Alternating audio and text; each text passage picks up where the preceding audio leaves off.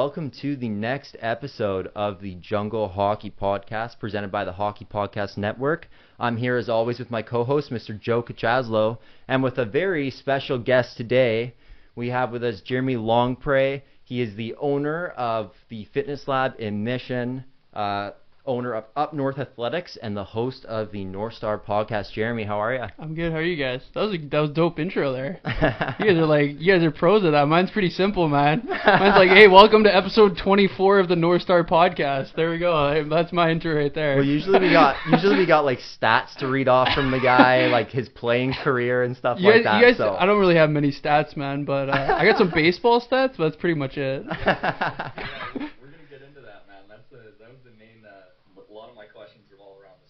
Aspect, so for sure. Let's hear it. Let's get it. Excited to hear. Well, okay, so one of my first questions, I guess, for you was, what's your background? Like, kind of how did you get into, obviously you're a pretty good trainer. How did you get into like the sports aspect of that, and kind of your background in? I know you played baseball. Mm-hmm.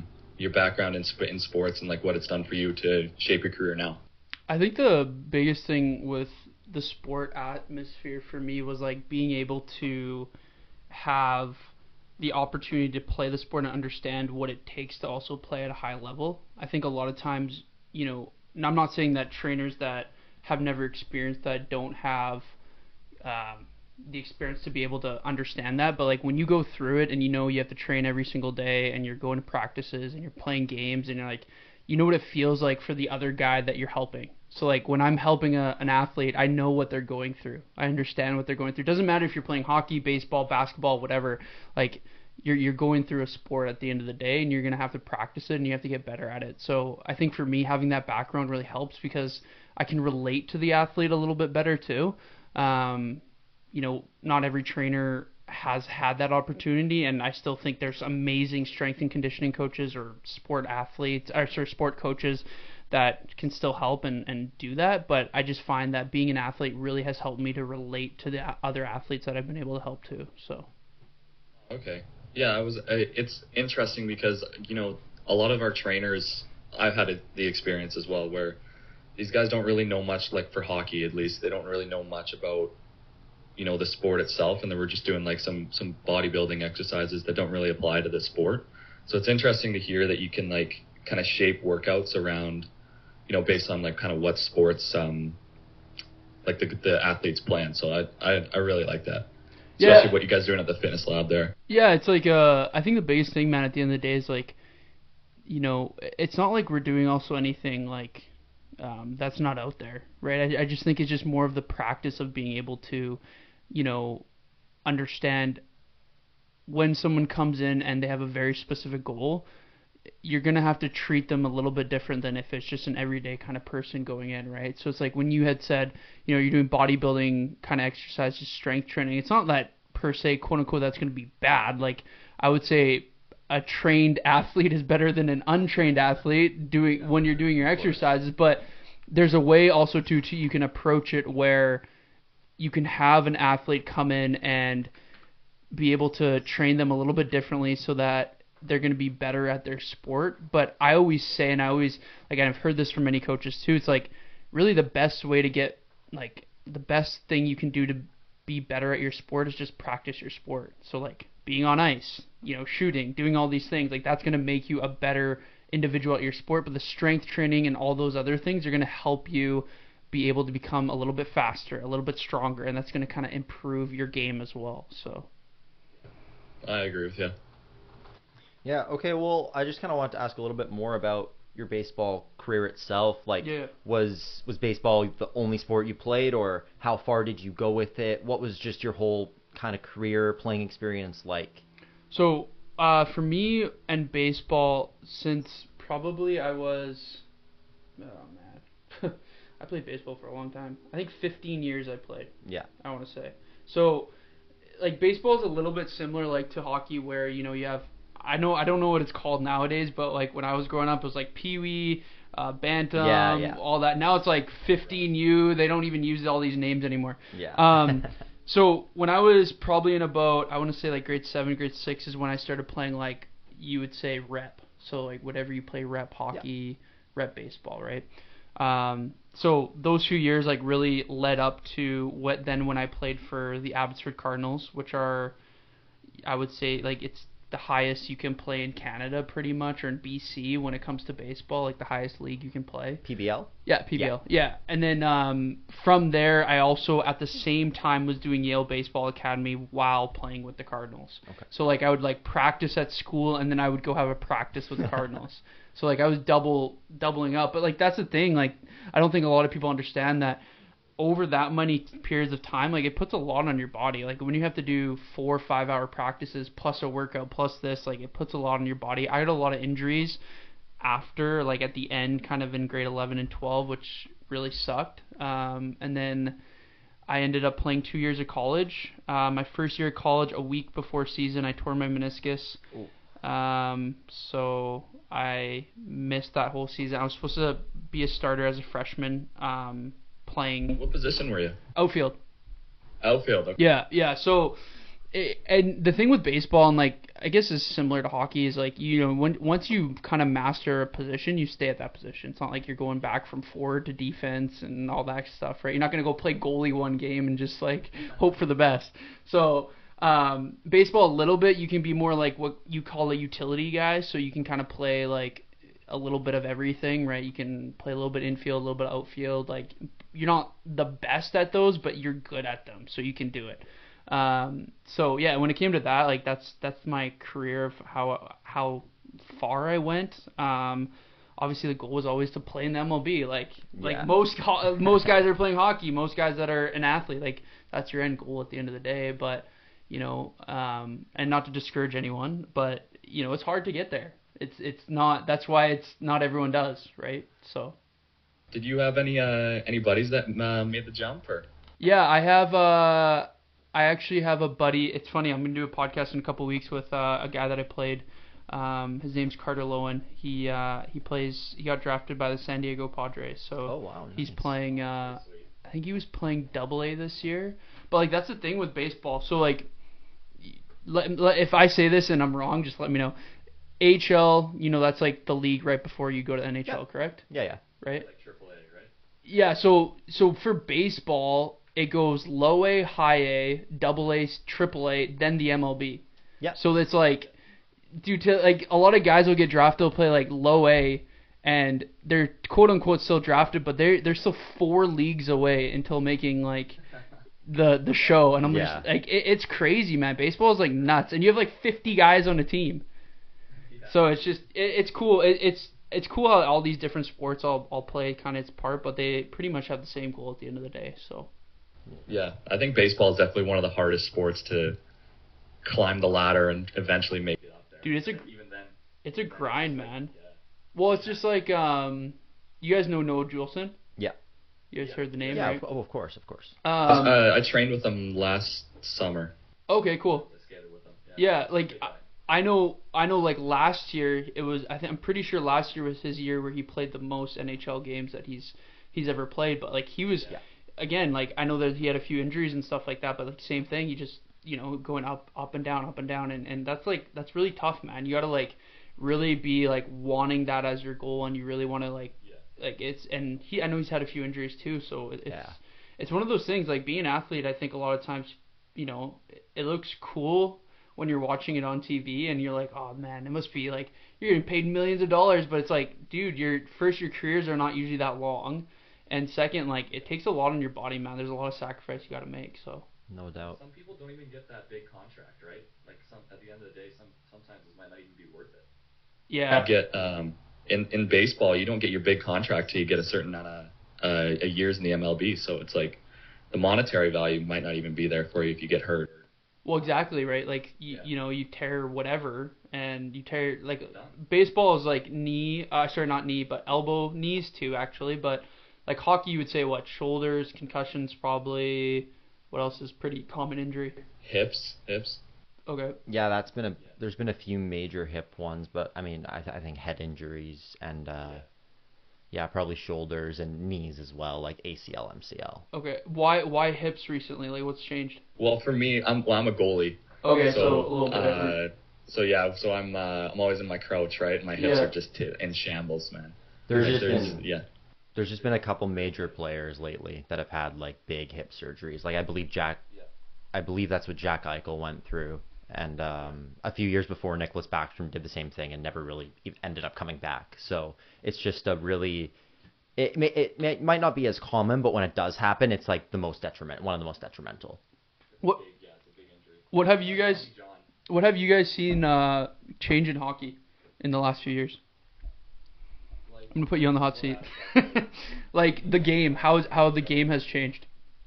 I think the amount of skill that's coming up through the league. Like I was watching I was scrolling through Instagram, whatever. I was watching some highlights from like 10 years ago, of like or 20 years ago of like the shootout, because the shootout's been around for 20 years, Owen. Yeah. And I was watching this first shootout that happened, and I was like, oh my god, like the skill level that has exponentially grown in the game for the last 20 years is just ridiculous. Like you got guys pulling off crazy moves.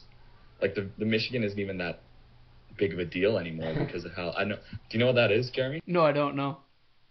It's like a move. I'm guessing, it's like the lacrosse goal when you scoop it up on your stick behind the net and then like throw it into the top like a lacrosse stick. Well, we got to show you a clip of it. But basically, there's this move that was like the craziest thing. Like no one ever thought about doing it, and then now all of a sudden everyone's doing it. Like the skill level, the hands that these guys have is just nuts. And then also the sticks, like everyone can shoot, rip the puck now. Like it's way different. So I actually, when I did the podcast with Gage, I was talking about his penalty goal. I don't know if you guys saw that. Yeah, the one-hander on Campbell Arnold. When he got it in Everett, and I was talking to him like did you, in the clip I was like, did you have that plan? He's actually talking to me about like he was just messing around in practice doing it, and then he's like like he just thought of it. He's like, you know what? I think he was mentioning too. He knew the goalie. He kind of knew like a little bit about him, and he's just like, I just tried it. Like I just in the moment, and I was like, dude, that's crazy, because like that blew up. I was like,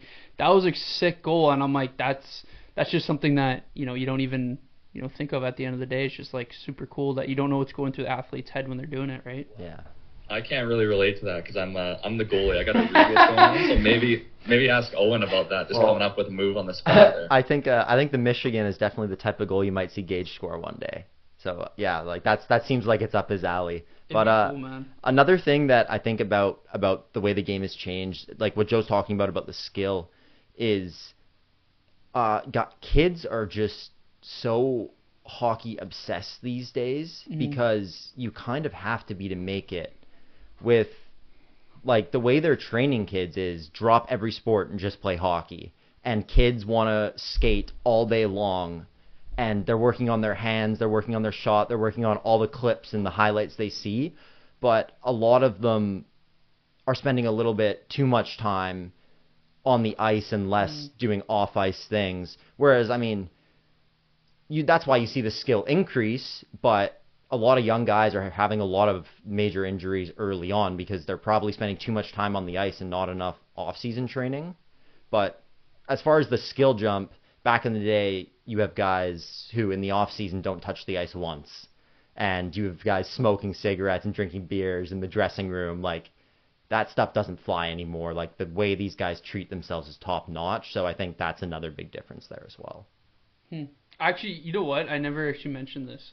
This is kind of cool. My uncle was like a big hockey player. Played for the Medicine Hat Tigers. Oh, yeah. Got drafted. Played for the Chilliwack Chiefs, Chilliwack Bruins. It would have been the Bruins back then, probably. Yeah. So he went through it, but like it's funny that you just said that. Like how everyone, I've talked to my uncle, and like, so my uncle was apparently a player that was just like naturally skilled. Like you just walk on, and like I was like, what was your off season? He's like, oh, we played ball hockey. Yeah. And on the street. I was like, what? Like that was your off season training? He's like, yeah, we didn't really like do much back then. And he's like, they wanted me to work out, they wanted me to like go do these things, and he's just like, I just didn't have the drive. Like he just, so it's pretty funny that you said that because it has changed a lot. Yeah, for sure. For me and Owen, it was well, actually, towards later in you got to choose kind of hockey or another sport. later on in your career. But for me and Owen, I feel like we played baseball a lot. Like we played baseball together for almost as long as we played hockey together. Hey. Yeah, pretty much. Yeah, no, I mean we always just played like rep baseball in Mission and summer ball, but that was the break from hockey. Yeah. That was the get outside and experience a different sport. Maybe, and it almost reignited my love for the game when the winter rolled around, because I was looking forward to playing hockey again. Absolutely. So, but nowadays it doesn't fly. Like you gotta, if you want to, play at the highest level, you gotta, even 12, 13, 14 years old, you gotta quit the second sport that I also love baseball. Like baseball was one of my favorite sports to play. Like next to hockey, it was so much fun. But at some point you got to choose, right? And it was probably one of the toughest decisions that I've had to make.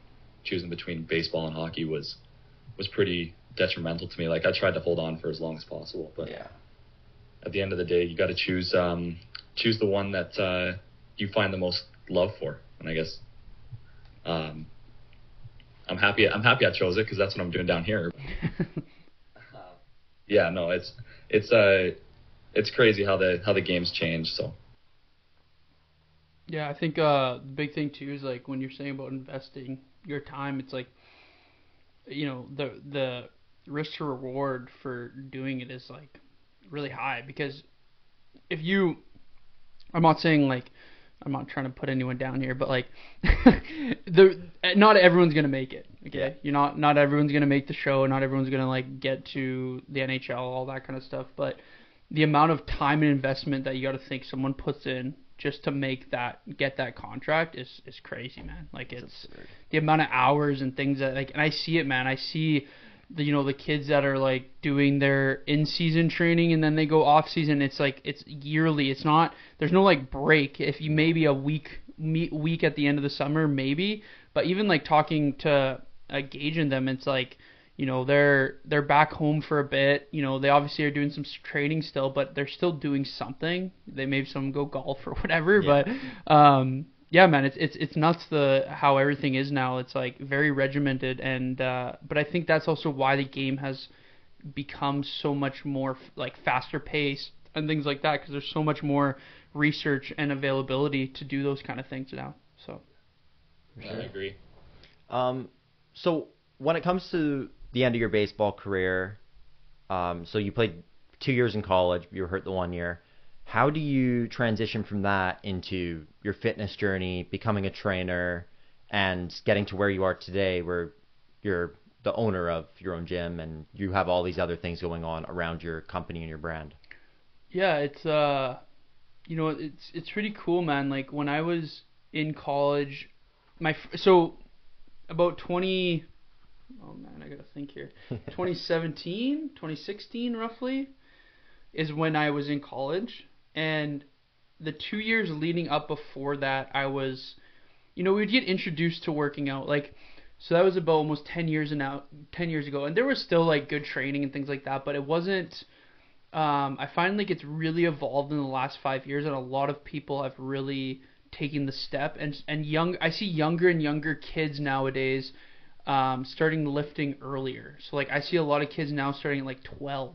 Like 12, 13 is when they start getting introduced to working out and like lifting and proper form and stuff. I was kind of introduced around like 16 to 18, so I still didn't have really a big foundation. But when I was in college was my first introduction to like true training, man. I was like, holy, like this is way different than what I've been used to. So that's also when I really fell in love with fitness, was in my first year of college. I had a really good strength and conditioning coach, and just how you felt after, and like just like also too like vanity wise how you look, like everything was just like you just felt better as a human. And I think that really stuck with me, because I kind of took it as, okay, if I can feel like this and I've also felt the opposite of this, how many other people are going through this in life? Like how many people are not kind of, I guess, at their full potential? Like, I know how good it feels to feel like this, so I want to help other people feel like that as well. Yeah. So that was a really big pivotal moment. when I decided to stop playing baseball, man, that was it was like a hard 6 months, man. Like, I went back to like, I was working 3-4 jobs at the time. I was working at the movie theater. I was working at, a corn maze. I was working at a supplement store. I was working, dude, I like all these different jobs because I didn't know what to do with myself, man. When you're like, you're living and breathing your sport every single day, and that's all you're doing all day. Do you know how much time I felt like I had? I was like, what am I doing? Like, I was just like, I'm just gonna work and make money at this point. Yeah. So. Well, Owen is kind of in that.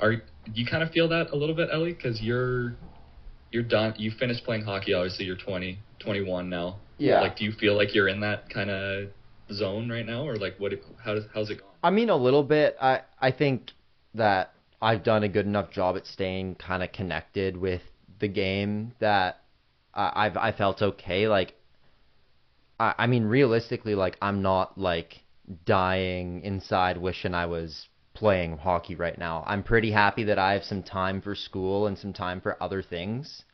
So I think I just had a pretty good transition, and I think honestly this has probably helped with that quite a bit too. But yeah. Yeah, kind of like a passion project.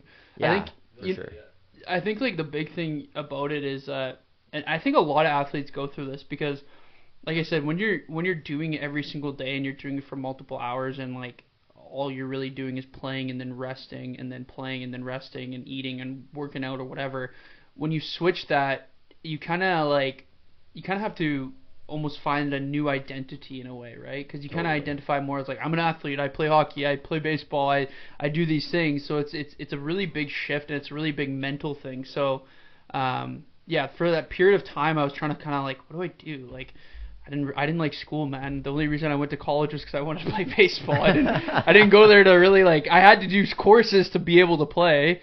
Yeah, of course. And yeah, man, the shift was, I was like, oh, like fitness is something I really like, and so I got my, I did my certification stuff like about 6 months after that, and was just like, let's do it and let's see what happens. So, yeah. Nice. Well, yeah, I'm lucky enough to play for another 4 years here, college hockey, but after that's over, like, kind of dreading a little bit what it's going to be like without having that in my life. So I just thought I'd ask that. Yeah, no, I like that. That was good. How'd you first get in then with the fitness lab and with Vic, and how has obviously that grown? I mean, you've obviously grown exponentially from there, and you're still part of the fitness lab, and a lot of the guys you've trained for years throughout there, but you've grown a lot since then too. So how did that all start and come to be? You know what's funny is I actually already told this story this morning too, with someone I was talking to. So I was so how it works with personal training and things like that is there's so many different avenues you can go with it. I could have done it online. I could have done it. I did it in person, but I decided to go in person just because I felt like I wanted more hands-on kind of stuff. So I'm in there, and at the time Vic had someone who was also teaching classes that she was also going to be taking her personal training like certificate at the same time, and he had told her, he was like, if you see anyone there that would be a good fit, you think, like, recommend them. Okay, so, and me and this lady, we just, we were talking and things like that. We kind of became friends, and she was talking to me about the fitness lab.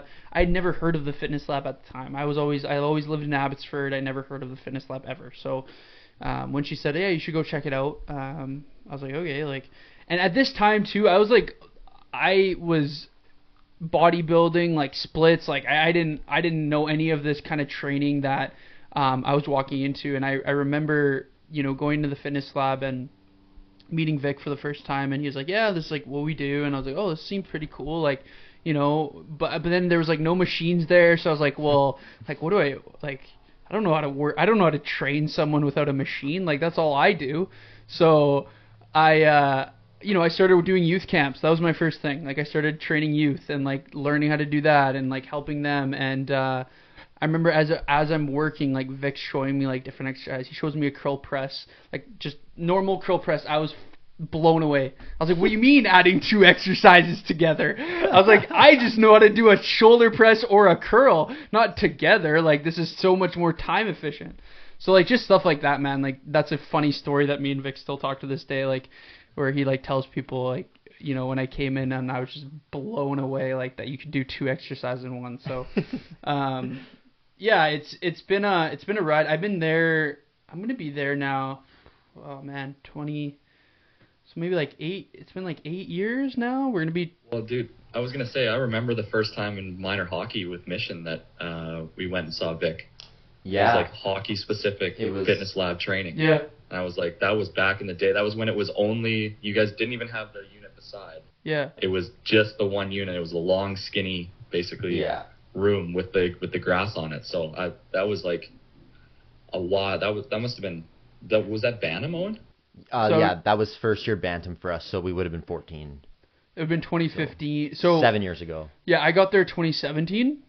Okay. So 2015 would be the opening year. So we're actually hitting our 10 years next year. Oh, nice. January. Nice. January is our 10 years. So, yeah, so 2015, 2016 were the main, like, where it was at that one side, like you guys talk about. And then I know I hadn't even seen it like that. So I got in when, I think I had gone in maybe, Vic was saying, like, a couple months after that he had brought the wall down and he had the 2 sides now. Right, okay. So that's when I had come in. But since then is like, so like 2017, 2018 is since I've been there. So, but yeah, it'll be cool, man. It's 10 years is a long time.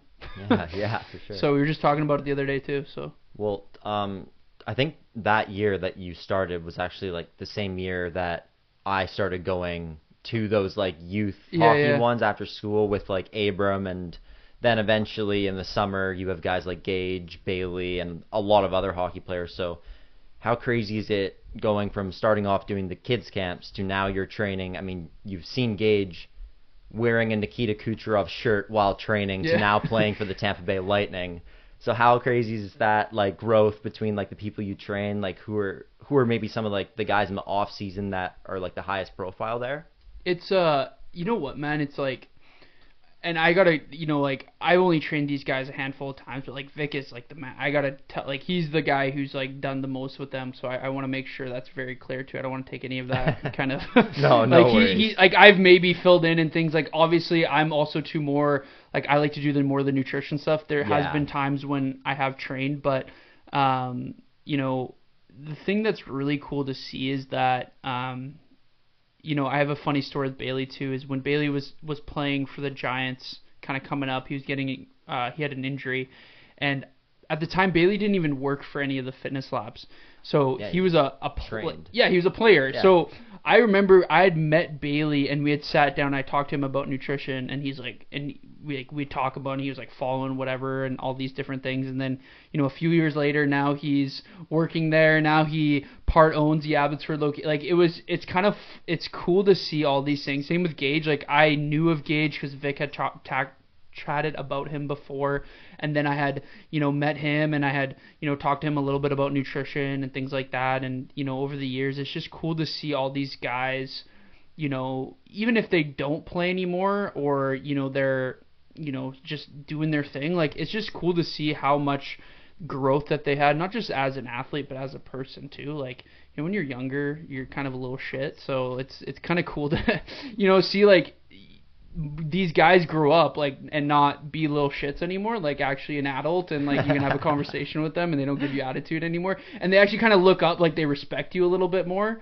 That's always cool to see too. So that's been fun about, you know, teaching youth and now being able to kind of see where all these guys are at. So do you train any sports other than hockey? Like, do you train like baseball players or any other sports? I actually, you know what? I've transferred a little bit of, I don't do as much hockey when it comes to it, because especially first timing, but also too like how Vix has adapted his training with hockey and stuff like that is like I just feel more confident being able to like, hey, if there's anyone that ever wants to train hockey, I'm like just go see Vic and their programs and stuff like that. Like I said, I'll sometimes fill in with that, but I actually do like doing like training baseball. I have a kid now, he's 12 years old, and this summer he just came off of winning provincials and winning nationals for the team. So like, and he's 12 years old. Like it's really cool to see because a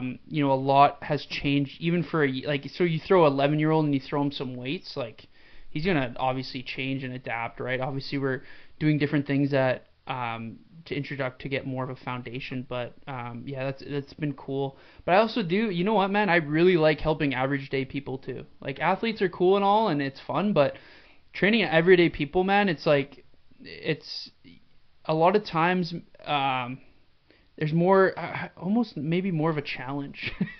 Athletes are very regimented, like they know they have to, that's their part of their job. They're a lot of people that come we're like, you have an average day person, man, it's not that they have to, but it's kind of a hard, they know they should do it, but a lot of it's like there's not a underlying contract that's based off of their health. It's not there's not something that's riding on it. So trying to encourage people to do that, and that's also been really fun for me, is doing that kind of stuff too. So Jeremy, I think I don't have anything else written down here, but Owen, you got anything left? So I just, one thing, obviously you've been doing this for quite a long time now. You've grown a lot with it, like your brand and everything. What advice would you have for a trainer starting out, and as well as for people who are starting their fitness journey? So advice for people on both ends of that. I like that question. Okay, so trainer. I think the biggest thing with trainers, man, is that just be like relatable to people. Obviously you need to know what you're doing. you need to know how to like show form and stuff, but I think there's so many trainers that try to become so good at like, perfecting form to a T, to like, and that's all they worry about, and they more worry so much about the education. But then when you get someone in person and then you have to spend an hour with them and you feel awkward with them and they feel awkward with you, they're not going to come back to you. Like, these people are, the thing with training people is like, I will see someone more than they will see their best friends in a week. And I take that in, like really think of that for a sec. That's crazy. I am literally, because like, I don't go see my buddies every week for 3 hours a week, right? Sometimes I'm seeing someone for 3 hours in a week, and sometimes you don't even see your family that much, right? Like you if you live by yourself, you're not maybe going to go see your parents every week. You don't see your extended family. So I have to be someone that when they come in, they actually want to see me. If they don't want to see me as an individual, they don't want to see me like as a person that just makes them like smile when they come in, they're not going to come back. So advice for a trainer, just be relatable, man. Like, obviously know what you're doing, but try to relate to people, try to ask them questions, try to be their friend. Like, a lot of people just want that at the end of the day. And then you had mentioned somebody starting out their journey. I think a lot of people too, when it comes to starting their journey, they like want to do everything right away. So it's like, do the exercise, do the diet, do this, like, it's just so much. It's like super overwhelming. It's like if you go from eating fast food and not moving at all and not strength training at all and not doing anything to like trying to go to the other extreme, it's going to be too overwhelming for you. So I always try to like just implement things. So add things. So instead of taking away things, add something into your diet, add something into your routine. So if that's, adding a strength training workout, adding 5,000 more steps a day, adding more fruit, veggies, and protein in your day. So like taking that mindset instead of taking the mindset of let's try to eliminate everything out of our diet, let's try to add some things to actually improve our day-to-day function. So little things add up, right? Yeah, 100%. Okay, and then sorry. No, you go on. Okay. I was just going to say the final thing I have here is you've been saying over the past 5 years there's been a lot of changes and trends, and then so one thing I wanted to ask about is I feel like especially in the fitness world, like you've said, there's been so many new like trends that have been like, especially like with to do with recovery, like ice baths, saunas, that type of thing. Not just that, but that's been, one of the main ones. So how has that kind of changed maybe your training as well as the way you approach training other people? Yeah, no, I mean, before I ask this question, what's your guys' time right now? Do you guys have to go anywhere? I'm okay. No, I'm good. Yeah, I'm good. I'm going to ask you guys a few questions after, too. Yeah, cool, I'm going to put you guys on the hot seat. No, that's all good, man. 100%.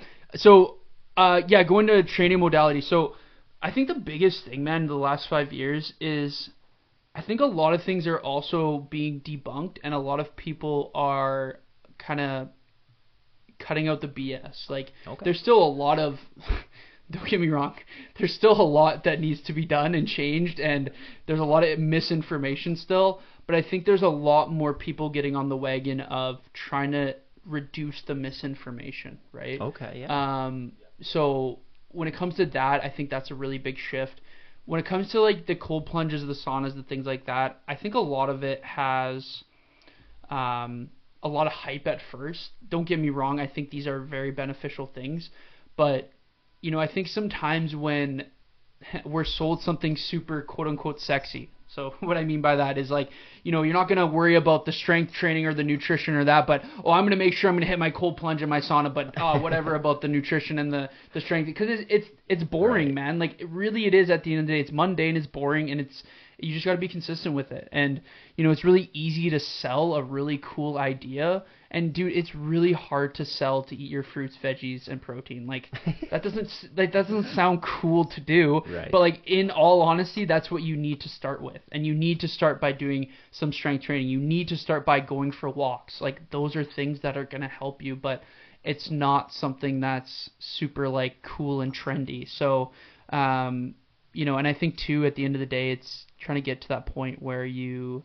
can like get out the fluff and you can see those other things, but also too, like if you have the means of income to do the other things and you have the time, like cool, try it out, see if it works for you, because it might not work for someone, it might work for someone else, right? So I was gonna say that's almost the effect of social media. Like you see these videos and people pushing these random supplements or whatever, but really it's just I feel like some of the people that break it down and make it super easy to understand are the most popular influencers, and they make it so the average person can cut some weight by going to a calorie deficit, or do simple things that just give simple advice, whereas sometimes on social media you see like, I don't know, some people doing a crazy cold plunge with like in like the middle of nowhere and I swear there's this guy from Winnipeg that he did a cold plunge every single day, and he was outside, there's just piles of snow, and he's just sitting out there in a fucking cold tub. And like, I just see his videos have so many views, but it makes sense. I like the keeping it simple more so than overcomplicating things and making it easy for the average person to get after it. Yeah, and it, like at the end of the day, man, it really shows like what kind of person you are too, because if you're constantly always trying to sell a trend, are you really trying to help someone at the end of the day? I'm not saying that that's what somebody's not doing, but like you kind of have to see, like if you see always someone trying to jump from one thing to the other and they're never being consistent with one thing, it's kind of like, are you actually like, what's your message here? Like what are you telling someone at the end of the day? So I think having something that you believe in is important, but I also too know that it's hard to sell the idea of those simple things. Like I know it because I live it. It's I see it all the time. I see coaches selling the new next crazy diet that's gonna burn 100 pounds of fat off your body and melt you away in 1 month. Like I see that stuff and I'm like, okay, I know this isn't true, but to the average eye, when you see that, you're like, oh my gosh, like I can lose 100 pounds, like a body fat, and I'll be like feeling amazing, right? It's easier to sell than something like, hey, it's gonna take you 6 months, and I need you to eat your fruits, veggies, and protein, and make sure you strength train for the next 6 months, and then you'll get to maybe like 20 or 30 pounds gone. like to someone that's like, well, that sucks. Like that sounds boring. I'm like, well, yeah, that's what works. So, Yeah, fair enough. But yeah. Okay, my questions. I'm gonna hot seat you guys. So I want to know why you guys started this podcast. I know you guys play hockey. That's I understand that. But like, why this? Like, why a podcast? Why did you get into it? You want me to? It was Owen's idea, and Owen just texted me one day. He's like, "Hey, you want to start a podcast?" I'm like, "Sure, fuck it. It sounds like fun." Yeah, like pretty much. That's pretty much the origin story of what. And then we I remember brainstorming for names and stuff. We were like talking about what we're gonna cover, and we were like talking about because they call the local junior league, like the junior B league that me and Owen played in, they call it the Jungle. So that's kind of the origin of the podcast name as well. Very cool. Yeah, but I think it was more so of like a passion project like we touched on earlier. Yeah, I think it's just, I mean, for me, like I kind of mentioned earlier, a way for me to stay connected to the game. And I mean, it sounds silly, but like give back a bit. I mean, I played in that league for 5 years and nobody talks about it. Nobody covers it. Their own social media page doesn't even like post scores. Like, so, well, sorry, just for the one league, not all of them. But anyways, I just really think that those leagues have potential, and with some more exposure, there's a market for it, and a market that's not being fulfilled right now. So I just saw it as a way to cover like a bit more of a niche subject, as well as cover all the main hockey leagues and all that stuff, but something that we're passionate about and a lot of other people are passionate about but don't really have a lot of sources for. And I think it's cool for people to get to see interviews with junior players from all over the province and hopefully in the future all over the world. Mm-hmm. Are you guys going to try to, like, have you guys had any NHL guys, like WHL guys? Like, what's kind of your... We're kind of working our way up to that, I feel like. I have a couple connections, like a couple good connections. We're slowly... I think we've talked about getting some higher... Like, not that the guys that we've had on haven't been, like, amazing. Like, I feel like all of our interviews have gone, like, extremely well. Yeah. Mm-hmm. But, yeah, if we have a couple connections with a couple pro guys, couple college, like, D1 athletes. But I feel like we need to... We're growing a little bit right now, so we need to get to a certain point before we, pull the trigger on that. Yeah, like, I didn't want to start shooting NHL prospects DMs before we've even posted an episode, right? Like, so we have we've asked a couple guys to like consider it for the future, and at least the guys that I've talked to have sounded really excited for it. But I think pretty soon is the goal. But again, the hockey season's just kind of starting too, so it's a busy time for all these guys. So I also want to give that time. So I think, I don't know, we're on we just posted episode 11, so maybe after 15, closer to 20, hopefully we'll start leveling up a bit, but we're never going to stop interviewing the local junior players either. And we also want to try and interview some international hockey players in kind of random countries that you wouldn't expect play hockey and get their perspectives and stories and just try and grow the game as a whole everywhere in the world we can. Yeah, that's cool. Is there a guest that you guys really want to have? Like, have you guys ever decided, like, there's one player that you've always wanted to have? Like an NHL player? Yeah, anyway, if you could have any hockey player to be on your podcast, what... For Owen to be Sid the Kid. Well, yeah, obviously Crosby, but let's go. I'll go with Paul Bissonnette from Spit and Chicklets. And, like, I think having him on would be his stories are just, like, I'm a big fan of that podcast and him, so I think that would be amazing. I would love to have... This is more of a serious one, but I would love to have Carey Price on.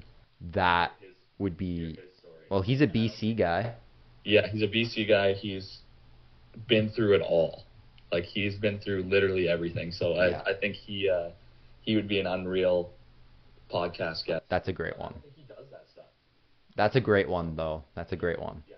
I think at the end of the day, guys, you just got to ask. Like, totally. That's been my biggest thing is what I was saying, I was like episode 24, and I do a little bit different, obviously, than you guys. My kind of, how I do it is, like, I go more mobile. So it's like, I'll go to someone's house. Yeah. And we'll have everything set up. Like, I'll literally sit in their living room with them and, like, have a conversation. Like, yeah. I've never been to their house before.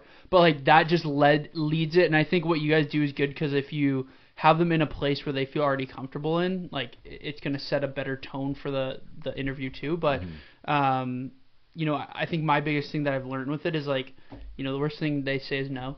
Yeah, right? Like, 100%. Like the worst thing they say is like no, or like, and honestly, at the end of the day, I don't even take offense to it. It's like, No, hey, for sure. you're busy, whatever, and you just go on to the next. And what's funny, man, is like sometimes they'll say no, but then they'll want to come on later because now they've seen like they've seen more growth, they've seen more. I've had that. Yeah, where it's like, I don't know, but it's like, and because two people want to go on to something that's like that somebody's actually serious about. Like if I got asked to go in like an interview and like, maybe it's their first episode, that'd be cool too. But like let's say you just know like they haven't done really much in a while, and it's kind of like, are these guys serious about it? Are they not? Like you don't know, right? So I think it's a time thing for people too, right? Mm-hmm. So the best ways you can do it is like reduce someone's. The easier you can make it for someone, the less barriers you can create someone, the easier it is to like get them on for sure. So. Yeah, good to know. Thank you. Yeah, no worries. Okay, so I'll go. What do we got here? We're like, okay, cool. What's your end vision with this podcast? Do you have one? Do you have a? Yeah, like, I mean, do you do you just want to keep interviewing people? Do you want to get sponsors? What do you want to do? Well, we have a couple just sponsors right now.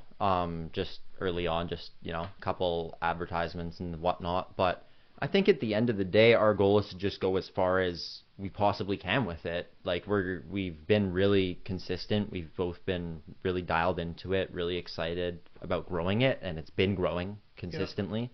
So I think worst case scenario, it's a foot in the door a little bit to the business or media side of hockey. I think that's probably at the end of the day, I can't really imagine myself working in a field that wasn't related to sports, and I don't care too much about how I get in there as long as I get to work in that field. So it's definitely a passion project.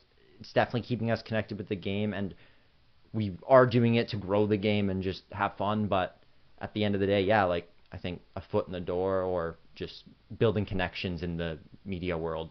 Cool. Yeah, Owen was mentioning sports media and stuff. It's just like kind of, getting your foot in the door a little bit. And for me, it's just more just having fun with it. Like I enjoy talking with, Owen's been my best friend for probably 15 years. Yeah. We've known each other since we were 5. Maybe even a bit longer. Yeah. Yeah, and it's like we don't talk every week, whatever. But now that I'm far away, it kind of gives us a time to get together and kind of sit down and work on something together, which is pretty sweet as well. Yeah, so absolutely.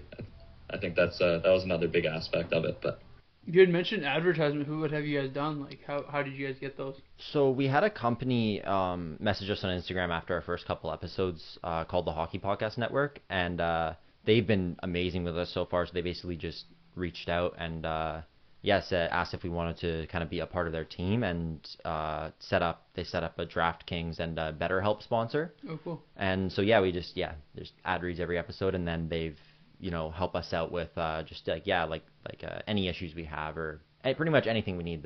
We can go to them, and they've been awesome so far and help a lot with exposure and promoting us on social media too. Cool. Giving us a couple sweet assets, like helping us with because we got to use the special recording software.